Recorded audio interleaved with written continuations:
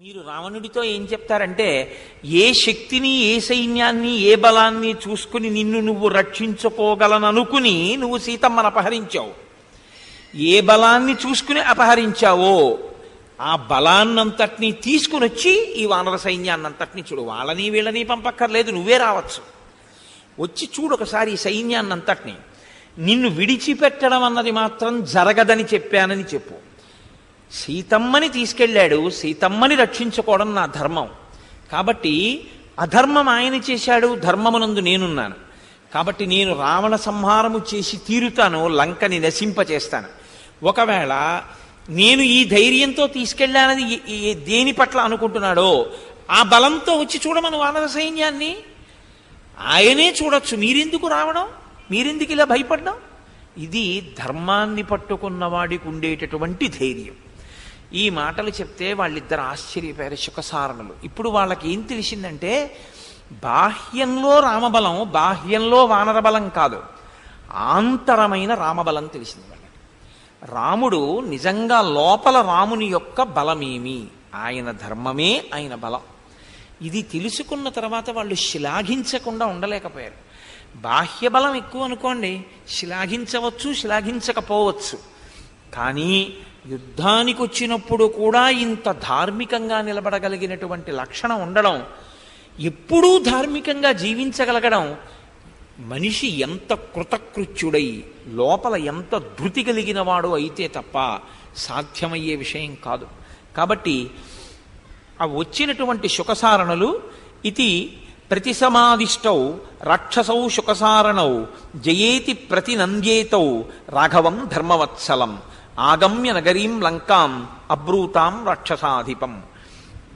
వాళ్ళు జయ జయధ్వానములతో రామలక్ష్మణులిద్దరికీ కూడా ఆశీర్వచనం చేసి మీకు జయము కలుగుగాక అని మంగళకరమైన వాక్కు పలికి అక్కడి నుంచి బయలుదేరి లంకాపట్టణాన్ని చేరారు. చేరిన తరువాత రావణుడు వీళ్ళని చూశాడు. ఇప్పుడు ఒక ధర్మనిష్ట కలిగినటువంటి వాణ్ణి చూసి, ఇంత అధర్మాత్ముడైనటువంటి వాణ్ణి చూసి, ఇద్దరి మధ్య ఉన్న భేదాన్ని గుర్తించిన వాడు ఆ కోణంలో మాట్లాడకుండా ఉండలేడు కదండి. అలా మాట్లాడకుండా ఉండగలిగాడు అనుకోండి, అతను కూడా ఇంకో రావణాసురుడని గుర్తు. కాబట్టి ఇప్పుడు వాళ్ళు, నీవు చూసి రమ్మన్నావు కదా, మేము చూసి వచ్చాం, ఆ బలాన్ని మేము చెప్పలేం, అంత వానర బలం, అసలు మేము దైన్యాన్ని పొందాం, మాకు భయం వేసింది ఆ వానరుల్ని చూస్తే. గుహలు, పర్వతాలు, శిఖరాలు, వనాలు అంతటా నిండిపోయింది వానర సైన్యం. అంత సైన్యంతో ధీరోద్ధతుడైనటువంటి రామచంద్రమూర్తి లక్ష్మణమూర్తితో కలిసి వచ్చి ఉన్నారు. కాబట్టి యుద్ధంలో నువ్వు జాగ్రత్త పడవలసి ఉంటుంది. నీకు రెండు మార్గాలున్నాయి. ఒకటి సీతమ్మని పట్టుకెళ్ళి ఇచ్చేయడం, రెండు వాళ్ళు యుద్ధానికి రాకముందే నువ్వు యుద్ధానికి దిగి నిగ్రహించే ప్రయత్నం చేయడం. రావణ, నువ్వు ఆ ప్రయత్నం చెయ్యవలసింది. అంటే ఆయన అన్నాడు, మీరింత గొప్పగా చెప్తున్నారు కదా, మీరు దగ్గరుండి చూసొచ్చారు కదా, అందులో ఏ వీరులెవరో ఎవరి బలం ఏమిటో నాకు తెలియచేయండి అని ఒక్కసారి తన అంతఃపురం యొక్క మేడెక్కాడు శుకసారణులతో కలిసి. అడిగినవాడెవరు చెప్పమని? రావణుడే. అడిగిన తరువాత ఉన్నమాట ఉన్నట్టు చెప్పాలా వద్దా? ఉన్నమాట ఉన్నట్టు చెప్పవలసి ఉంటుంది. కాబట్టి ఇప్పుడు శుకసారణులు ఇద్దరూ చేసిన దోషం ఏముంటుంది? వాళ్ళు ఒక్కొక్కరిని చూపుడు వేలు పెట్టి రావణుడు చూపిస్తున్నాడు. ఈయనెవరు, ఈయన ఎవరు, ఈయన ఎవరు అని అడుగుతున్నాడు. ఈయన చూపుడు వేలు ఎవరి మీద చూపించాడో వాళ్ళ గురించి శుకసారణులు చెప్తున్నాడు. చెప్పేటప్పుడు నీలుడు, అంగదుడు, నలుడు, శ్వేతుడు, కుముదుడు, రంభుడు, శరభుడు, పనసుడు, వినతుడు, హరుడు, ధూమ్రుడు, జాంబవంతుడు, దంభుడు, సన్నాదుడు, క్రధనుడు, ప్రమాధి, గజుడు, గవాక్షుడు, మైందుడు, ద్వివిధుడు, హనుమ, వీళ్ళందరి గురించి వాళ్ళు వర్ణించారు. వర్ణించేటప్పుడు వీళ్ళెవరైనా సామాన్యమైన వ్యక్తులా? వీళ్ళకి గోళ్ళు ఆయుధాలు, శిలలు ఆయుధాలు, వృక్షములు ఆయుధాలు, కొండలు పిండి చేయగలరు, పర్వత శిఖరములను ఎత్తేయగలరు. వీళ్ళు తమ పాదముల యొక్క ఘట్టనల చేత శిఖరములను కూడా కూలద్రోయగలరు, భూమిని పర్వతములను చూర్ణం చెయ్యగలరు.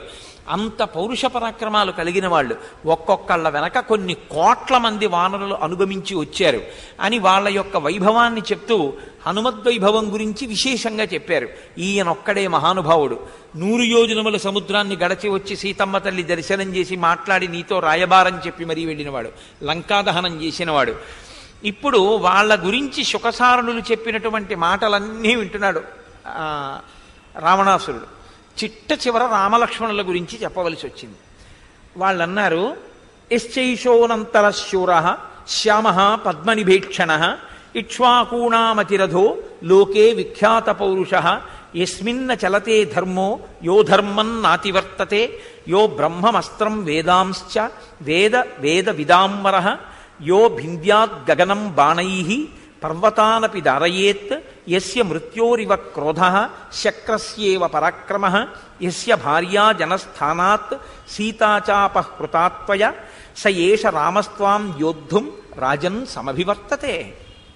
వాళ్ళు అడిగో మహానుభావుడు అక్కడ ఉన్నాడే, నీలమేఘఛాయితో నిలబడినటువంటి వాడు, విశేషమైనటువంటి కాంతితో ప్రకాశిస్తున్నవాడు, ఇక్ష్వాకు వంశంలో జన్మించినటువంటి కీర్తివంతుడు, ఎవరు ఎప్పుడూ ధర్మాన్ని అతిక్రమించడో ఆయనే రాశీభూతమైనటువంటి ధర్మముగా ఉన్నవాడో, అధర్మము ఆయనని చేరలేదు, అటువంటి వాడే రామచంద్రమూర్తి.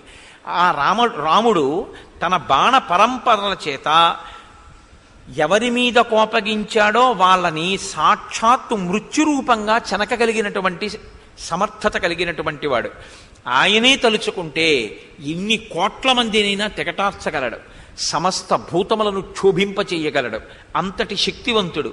అడిగో అలా నిలబడినటువంటి ఆ రామచంద్రమూర్తి ఇల్లాలైన సీతమ్మనే నువ్వు జనస్థానం నుంచి అపహరించి తెచ్చి అశోకవనంలో పెట్టావు. కాబట్టి ఆ కారణం చేతనే రాముడు ఇప్పుడు యుద్ధానికి వచ్చి నిలబడి ఉన్నాడు అని చెప్పారు. ఇందులో ఏమైనా దోషం ఏమైనా ఉందా ఈ చెప్పిన మాటలో? అందులో వాళ్ళు చెప్పిన దాంట్లో యుద్ధమునకు కారణాన్ని వాళ్ళు చెప్పారు. రాముడు యుద్ధమునకు వచ్చిన కారణం సందేశాత్మకంగా రాముడు చెప్పమన్నదేదో దానినే వాళ్ళు అక్కడ ఆవిష్కరించారు. చెప్తూ యస్యైష దక్షిణే పార్శ్వే శుద్ధ జంబూ నద ప్రభ విశాలవక్షస్తామ్రాక్షో నీలకుంచితమూర్తజ ఏషోస్య లక్ష్మణో నామ భ్రాతా ప్రాణసమప్రియ నయే యుద్ధే చ కుశల సర్వశాస్త్ర విశారద అమర్షీ దుర్జయో జేత విక్రాంతో బుద్ధిమాన్ బలి రామస్య దక్షిణో బాహు నిత్యం ప్రాణో బహిశ్చర నేష రాఘవస్యార్థే జీవితం పరిరక్షతి ఏషైవాశంసతే యుద్ధే నిహంతుం సర్వరాక్షసాన్. ఆ పక్కన నిలబడ్డాడే రామచంద్రమూర్తికి పోతపోసినటువంటి బంగారు వర్ణంలో ఉన్నాడే ఆయనే లక్ష్మణమూర్తి. ఆయన రామచంద్రమూర్తి యొక్క బహిప్రాణం. లోపల తిరిగే ప్రాణం మనకి కనపడదు, రామునికి బయట తిరిగే ప్రాణంతో సమానమైనవాడు. రామకార్యం మీద అవసరమైతే తన ప్రాణములనైనా విడిచిపెట్టాలనేటంతటి పూనిక ఉన్నవాడు.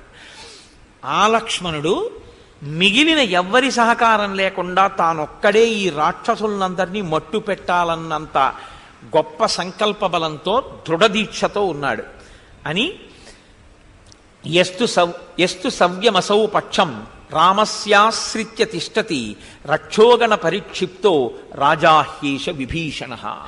వాళ్ళన్నారు, అదిగో రాముడి పక్కన నిలబడున్నాడే నీకు తెలుసు, ఆయనే రాజైన విభీషణుడు అన్నారు. ఇది చురుక్కుమంటుంది కదండి రావణాసురుడికి. తన తమ్ముడు తనని విడిచిపెట్టి వెళ్ళాడు, దేనికి రాజు? వాళ్ళు దేనికి రాజో చెప్తున్నారు. ఎందుకు చెప్తున్నారు? అలా రాచపదవిని రాముడు అనుగ్రహించాడు ఆయనకి, అది ఆయనకి చెందకూడదంటే నువ్వు ధర్మం పట్టుకోవాలి. కాబట్టి ఇప్పుడు వాళ్ళు అన్నారు, శ్రీమతారాజరాజేన లంకాయాం అభిషేచిత త్వామేవ ప్రతి సంరబ్ధో యుద్ధాయైషోభివర్తతే. శ్రీమత రాజరాజేన, రాజాదిరాజైనటువంటి రామచంద్రమూర్తి రావణుడి దృష్టిలో రాజ్యభ్రష్టుడు, వనములందు తిరుగుచున్నవాడు, భూమి మీద పడుకుంటున్నవాడు. వాళ్ళు ఆయన ధర్మాన్ని గుర్తించారు. రాజాధిరాజు శ్రీమంతుడైనటువంటి రామచంద్రమూర్తి విభీషణుడికి పట్టాభిషేకం చేసేశాడు లంకారాజ్యానికి అధిపతిగా. కాబట్టి ఇప్పుడు వాళ్ళ దృష్టికోణంలో చూసినప్పుడు ఆయన రాజైన విభీషణుడే. రాజైన విభీషణుడు రాముడి పక్కన నిలబడి ఉన్నాడు. ఆయన కూడా నీ మీద క్రోధంతో యుద్ధానికి సిద్ధంగా ఉన్నాడు. అంటే అసలు యుద్ధం మొదలవక ముందే నీవాడన్నవాడొకడు, నీ తోడ పుట్టినవాడొకడు రాముడి పక్కన చేరిపోయాడు. అటువైపు ఉన్నవాడొకడు నీ పక్కకు వచ్చినవాడు లేడు అని. ఎస్యైషా కాంచనీమాలా శోభతే శతపుష్కర కాంతాదేవ మనుష్యానాం యస్యాహ లక్ష్మీ ప్రతిష్ఠిత ఏతాంచ మాలాం తారాంచ కపిరాజ్యంచ శాశ్వతం సుగ్రీవో వాలినం హత్వా రామేణ ప్రతిపాదిత. అదిగో ఆ పక్కన స్థిరంగా నిలబడున్నాడే ఆయనే సుగ్రీవుడు. ఆ సుగ్రీవుడు రాజ్యభ్రష్టుడై ఋష్యమూక పర్వతం మీద తిరుగుతుంటే రామచంద్రమూర్తి ఒక్క బాణంతో వాలిని సంహరించి ఆయన మెడలో ఉన్నటువంటి 100 పద్మములతో కూడినటువంటి మాల, దేవేంద్రదత్తమైన మాలని వాలి మెడలోంచి సుగ్రీవుడి మెడలోకి చేరేటట్టుగా చేశారు. ఆ మాల సామాన్యమైన మాల కాదు. దాని యందు దేవతల యొక్క శ్రీ అంటే దేవతల యొక్క లక్ష్మి, మనుష్యుల యొక్క లక్ష్మి, 2 లక్ష్ములు కలిపి ఒక లక్ష్మిగా ఆ మాలని అలంకరించి ఉంటాయి. ఆ మాల యందు నిక్షిప్తమై ఉంటాయి. అటువంటి మాల వాలి మెడలోంచి సుగ్రీవుడి మెడలోకి రావడానికి కారణం రాముడే. అలాగే తార సుగ్రీవుడి పక్కకి రావడానికి కారణం రాముడే. రుమ మళ్ళీ సుగ్రీవుణ్ణి పొందడానికి కారణం రాముడే. వానర రాజ్యం సుగ్రీవుడు పొందడానికి కారణం రాముడే. అదిగో అలా రాముని చేత సమస్తము పొంది ఆనందించి కృతజ్ఞతాభావము పెంచుకున్నటువంటి కింకరుడైన సుగ్రీవుడు పక్కన నిలబడి ఉన్నాడు. ఇవన్నీ రామచంద్రమూర్తి సాధించినటువంటి విజయాలు. ఇంకా కనుచూపు మేర అలా అసలు అందనంత కనపడుతోంది చూసావా సైన్యం. ఆ సైన్యం ఎంత ఉంది అన్నదానికి సంబంధించి మాకు అందిన లెక్కలో నీకు చెప్తాం విను అని వాళ్ళు అన్నారు. గణిత శాస్త్రజ్ఞులు చాలా పెద్ద సంఖ్యలు చెప్పవలసి వస్తే కొన్నింటిని వాడుతూ ఉంటారు. 100 లక్షలు 1 కోటి, 1,00,000 కోట్లు 1 శంఖము, 1,00,000 శంఖములు 1 మహాశంఖము, 1,00,000 మహాశంఖములు 1 బృందము, 1,00,000 బృందములు 1 మహాబృందము, 1,00,000 మహాబృందములు 1 పద్మము, 1,00,000 పద్మములు 1 మహాపద్మము, 1,00,000 మహాపద్మములు 1 కర్వము, 1,00,000 కర్వములు 1 మహాకర్వము, 1,00,000 మహాకర్వములు 1 సముద్రము, 1,00,000 సముద్రములు 1 ఓఘము, 1,00,000 ఓఘములు 1 మహౌఘము. ఈ విధంగా 1000 కోట్లు, 100 శంఖములు, 1000 మహాశంఖములు, 100 బృందములు, 1000 మహాబృందములు, 100 పద్మములు, 1000 మహాపద్మములు, 100 కర్వములు, 100 సముద్రములు, 100 మహౌఘములు, 1,000,000 మహౌఘములు. ఇలా ఇంకా నేను చెప్పడం సంఖ్య చేత కాదులే రావణ, అంత వానర సైన్యం ఉంది అని చెప్పాను. ఇది సహజంగా రావణాసురుడికి మదోన్మత్తుడైన వాడికి వాళ్ళని నేను చెప్పమంటే వేలు చూపించి అడిగితే వాళ్ళు చెప్పారు తప్ప ఇందులో వాళ్ళు సొంతంగా వాళ్ళు పొగిడిందే ఉంది. నేను మేడ మీదకి తీసుకొచ్చి అడగకపోతే వాళ్ళు ఏం చెప్తారు, వాళ్ళు చెప్పి వెళ్ళిపోతారు అని అనుకోవాలి. కానీ సత్యాన్ని గ్రహించేటటువంటి దృష్టిలో ఆయన లేడు. కాబట్టి ఆయన అన్నాడు, రాజు నిగ్రహానుగ్రహ సమర్థుడన్న విషయం మీకు తెలీదా? రాజు తెలుసుకుంటే అభ్యున్నతిని కల్పించగలడు. రాజు తెలుసుకుంటే మూలఘాతి శరీరాన్ని తీసేయగలడు. విప్రియన్ నృపతేర్ వక్తుం నిగ్రహ ప్రగ్రహే ప్రభోహో. ప్రభువుకి ఇష్టం లేని మాటలు మాట్లాడిన వాణ్ణి నిగ్రహించగలిగినటువంటి శక్తి ప్రభువుకుంటుంది. ప్రభువుకి ఇష్టమైన మాటలు మాట్లాడే వాణ్ణి అనుగ్రహించగలిగినటువంటి శక్తి కూడా ప్రభువుకుంటుంది. రిపూణాం ప్రతికూలానాం యుద్ధార్థం అభివర్తతాం ఉభాభ్యాం సదృశం నామా వక్తుం అప్రస్తవేస్తవం ఆచార్యా గురవో వృద్ధా వృద్ధావాం పర్యుపాసితాః సారం యద్రాజశాస్త్రాణాం అనుజీవ్యం నగృహ్యతే గృహీతో వాన విజ్ఞాతో భారో జ్ఞానస్య వోహ్యతే. మీరు గురువుల్ని పెద్దల్ని సేవించి నేర్చుకోవలసినటువంటి విషయములలో మొట్టమొదటి విషయం వినయంతో రాజైన వాడి దగ్గర ఎలా ప్రవర్తించాలో తెలుసుకుని ఉండడం. మీరు గురువుల దగ్గర పెద్దల దగ్గర చదువుకున్నారు.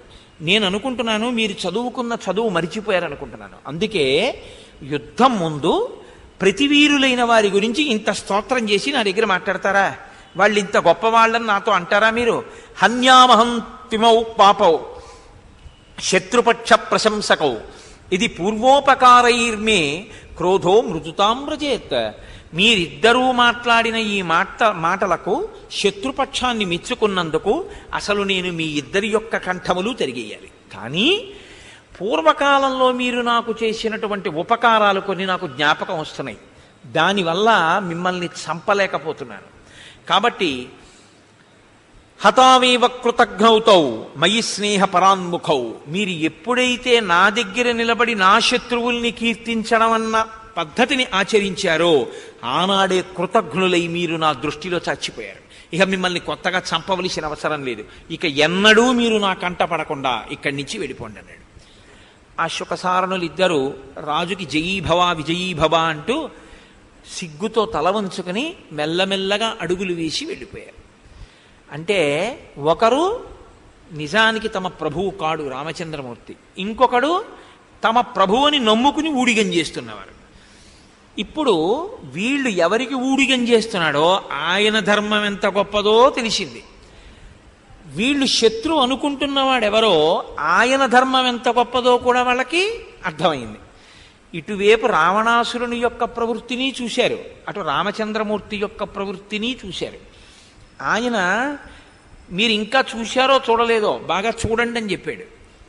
రావణుడు చూసొచ్చిన విషయాన్ని ఆయనే వేలు పెట్టి చూపించి చెప్పమంటే చెప్పిన విషయానికి క్రుద్ధుడై మిమ్మల్ని చంపకుండా విడిచిపెడుతున్నాను, ఇంకెప్పుడు నాకు కనపడకండి అన్నాడు. అంటే రావణాసురుని యొక్క శీలాన్ని ఆవిష్కరించడానికి, రామరావణుల ఇద్దరి యొక్క ధర్మాల్ని ఇద్దరి యొక్క నడవడిని పోల్చడానికి ఎంత గొప్పగా మహర్షి పక్క పక్కనే ఈ విశేషాలన్నింటినీ కూడా వర్ణన చేస్తారు. కాబట్టి ఇప్పుడు వాళ్ళు వెళ్ళిపోయిన తర్వాత అక్కడ ఉన్న సచివుల్ని పిలిచాడు. పిలిచి ఒక గూఢచారిని పిలవండి, పిలిచి ఆ గూఢచారుల్ని రామచంద్రమూర్తి యొక్క సైన్యంలోకి పంపి ఆ బలాబలాముల యొక్క విచారణ చేయించండి. అంటే మీరు ఇప్పుడు ఏమి తెలుసుకోవలసి ఉంటుంది? ఎందుకన్ని మాటలు పంపడం? ఇప్పుడు అక్కడ అంత ఉందనుకోండి, మీరు ఎన్ని మాటలు వెళ్ళొచ్చినా అంతే ఉంటుంది కదా. ఇంకా యుద్ధం ప్రారంభం అవ్వలేదుగా, పన్నట్టు తరిగిపోయిందేమో అనుకోవడానికి అంతే ఉంటారు. వాళ్ళ బలం అలాగే ఉంటుంది. అంటే రావణాసురుడికి కావలసింది ఏమిటంటే సత్యం కాదు, తనకి ప్రీతిగా మాట్లాడడం. ఇదే విభీషణుడు చెప్పాడు, నీలో ఉన్న దోషం ఏమిటో తెలుసా? నీకు ఏది ప్రీతో అది వినాలని కోరుకుంటావు, ఏది ధర్మమో అది వినాలని నువ్వు కోరుకోవట్లేదు. ఇది మనిషి జీవితంలో ఒక పెద్ద శాపం. ప్రిజుడీస్ అంటుంటారు ఇంగ్లీష్లో. అంటే ఏమవుతుందంటే ఏదో కారణానికి ఓ అభిమానం ఉంటుంది. ఒక్కొక్కసారి ఆ అభిమానానికి కారణం చెప్పడం కూడా కష్టం, కానీ ఏదో ఒకటంటే ఇష్టం. ఇప్పుడు ఏమవుతుందంటే తను ఇప్పుడు ఏం కోరుకుంటాడంటే అటువైపు శుభవార్తే వినాలని కోరుకుంటాడు. అది అధర్మమే కానివ్వండి, అటు శుభంగా ఉండాలని కోరుకుంటాడు. ఇప్పుడు అది శుభప్రదంగా లేదు అన్న మాట చెప్పడం సత్యం.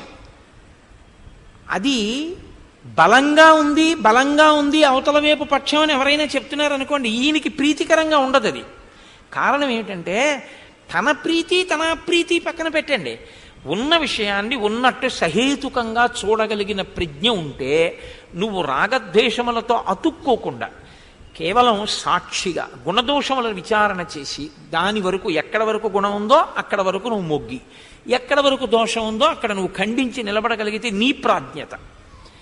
కానీ గుణము దోషముతో సంబంధం లేకుండా దోషములను కూడా గుణంగా చూడాలనే ప్రవృత్తి బయలుదేరింది అనుకోండి, అవతల వాడికి ఏమీ అవదు, మీరే పాడైపోతారని గుర్తు. అది చాలా ప్రమాదకరమైన ధోరణి అండి. మనిషి యొక్క మనఃప్రవృత్తిలో చాలా చాలా దోషభూయిష్టమైన విషయం. మీరు అందుకే చూడండి, ఎప్పుడు ఎంత మంచివాడవనివ్వండి, ఒక ఆయనంటే ఎట్టి పరిస్థితుల్లో ఇష్టపడరు కొంతమంది. ఆయన ఎంత ధర్మాత్ముడు కానివ్వండి, ఎంత మంచివాడు కానివ్వండి, ఆయన పేరు చెప్తే ఇష్టపడరు.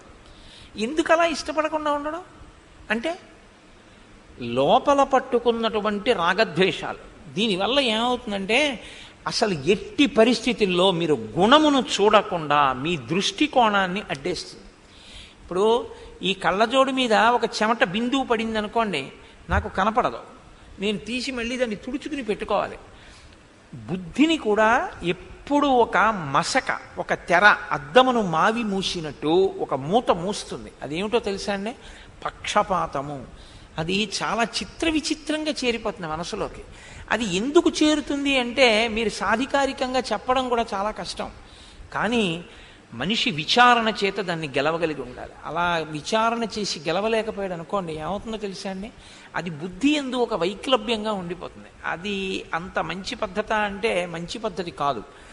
ఇదే రావణాసురుడితో వచ్చిన పెద్ద పేచి.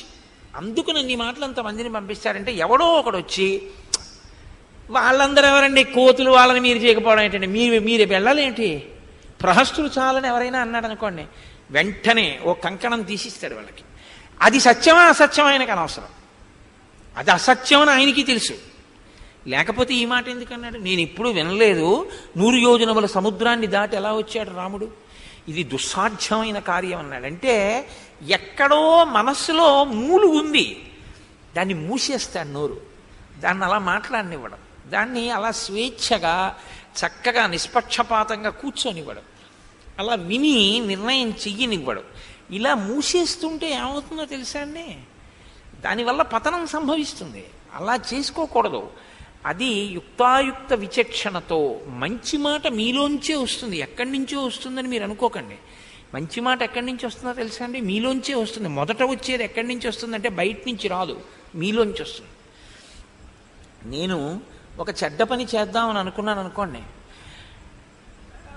అంటే నేను అలా చెయ్యాలని కాదు, మీకు ఏదో ఒక ఉదాహరణ చూపించడానికి నేను చెప్పాల్సి వస్తోంది కాబట్టి చెప్తున్నాను.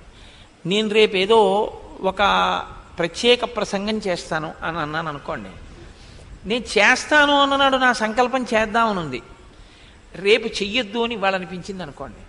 ఇప్పుడు చెయ్యొద్దు అని అనిపించినటువంటి దృష్టికోణంలో దాన్ని ఎలా తప్పించుకోవచ్చు అని నేను ఆలోచించాను అనుకోండి. ఇప్పుడు మొట్టమొదట తప్పలాగా ఎవరైనా అడిగారా నిన్ను అలా చేసి పెట్టమని? నువ్వు కదా చెప్పావు.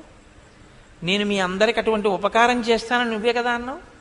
మరి ఇప్పుడు నువ్వే అసలు అందరికీ మంచి నేర్పుతానన్నవాడివి, దాన్ని ఎలా మానేద్దామని అన్వేషించడం ఎంత చెడు. ఎందుకు అటువంటి ఆలోచన? మాటకి నిలబడు అన్న మాట ఎక్కడ వస్తుందో నాకు చెప్పండి. సంకల్పం పక్కన సంకల్పమే పుడుతుంది, బయట నుంచి రాదు. అది ఎప్పుడు వస్తుందంటే బయట నుంచి.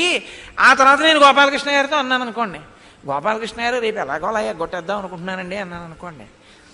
అయ్యో అదేమిటంటే అలాగా, ఇప్పుడు మీరు అలాంటి పని చేసి ఎరగరు, ఇవాళ ఎందుకు మీకు ఇటువంటి ఉప్పన్న బుద్ధులు పుడుతున్నాయి అని ఆయన అన్నారు అనుకోండి. అప్పుడు బయట నుంచి వినపడుతుంది ఆ వాణి, ముందు లోపల నుంచి వస్తుంది.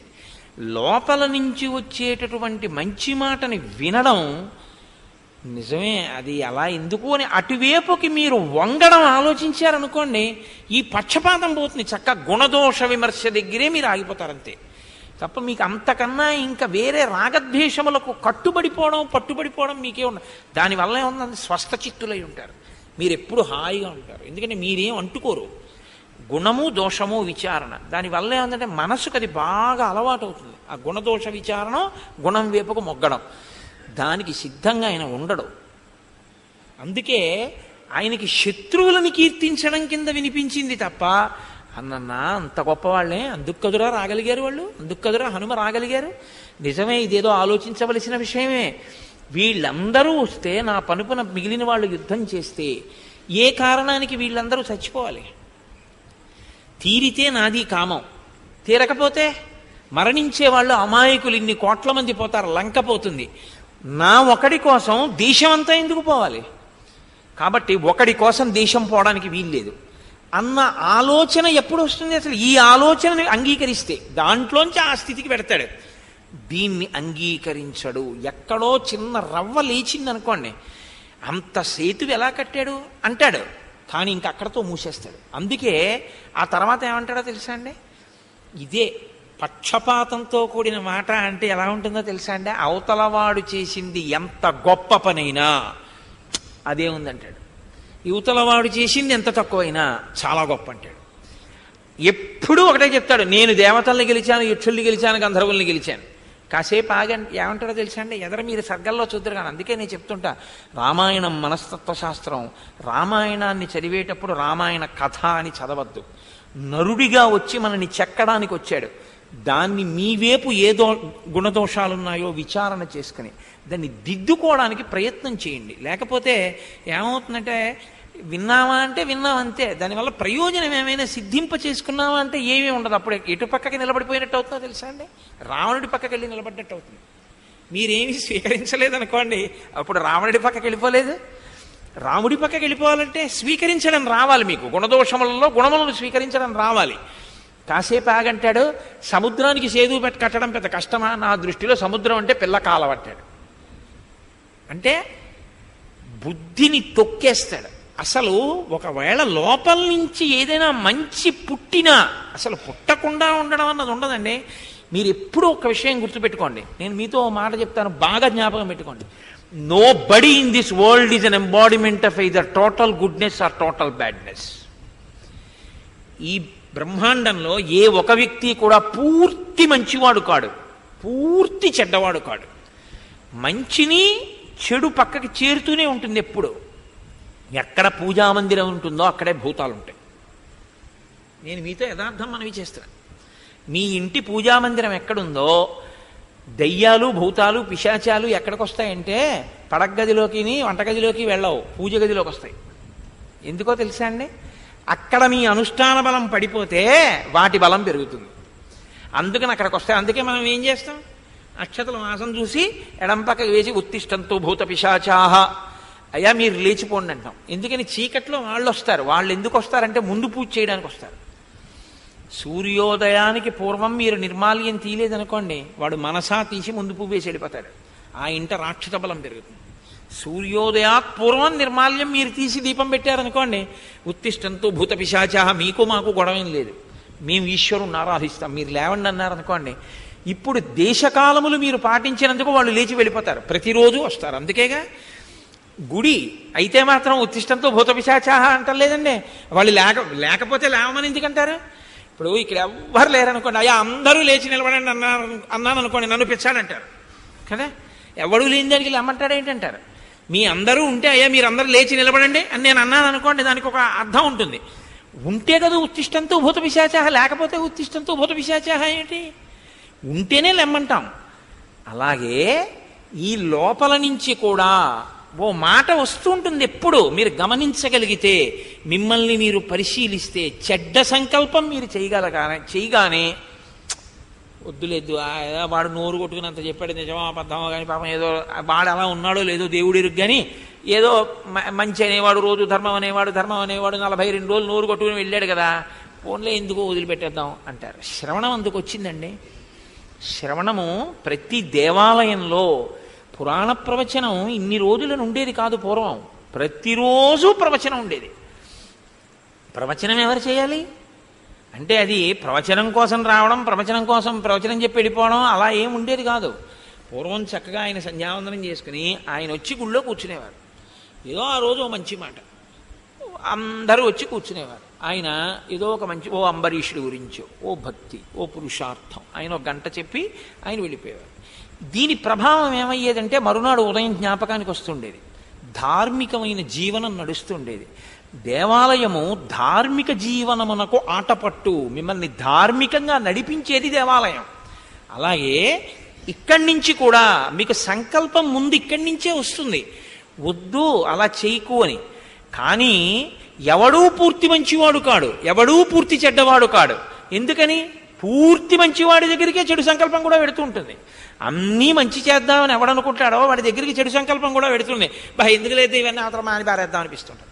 నేను ఎన్ని మార్లు అనుకున్నానో తెలుసా అండి, ఎన్ని మార్లు అనుకున్నాను. ఒక్కొక్కసారి ఎందుకు మనం ఏమైనా తాంబూలం పుచ్చుకోవాలా, ఓ రూపాయి పుచ్చుకోవాలా, ఎందుకు ఈ శ్రమ మనకి, ఎందుకు ఈ సెలవులన్నీ వృధా చేసుకోవడం. ఒక్కొక్కసారి అందరూ ఎందుకంటే అంతంత సెలవులు పెట్టి జీతం కూడా నష్టపెట్టుకుని అంత కష్టపడి ప్రవచనం చేసి ఎందుకండి హాయిగా సంతోషంగా గడపక అంటుంటే, లేకపోతే ఏదో చాలా క్లేశం కలిగింది అనుకోండి, ఎక్కడో మనసుకి చికాకేసింది అనుకోండి, ఇక ఈ ప్రవచనాలు మానేసి సాయంకాలం పూటలు ఏదో హాయిగా ఏదో ధ్యానం చేసుకుందాం, ఎందుకు మనకి ఈ ప్రవచనాలు అనిపిస్తూ ఉంటుంది. అలా అనిపించడమే రాక్షస స్పర్శ.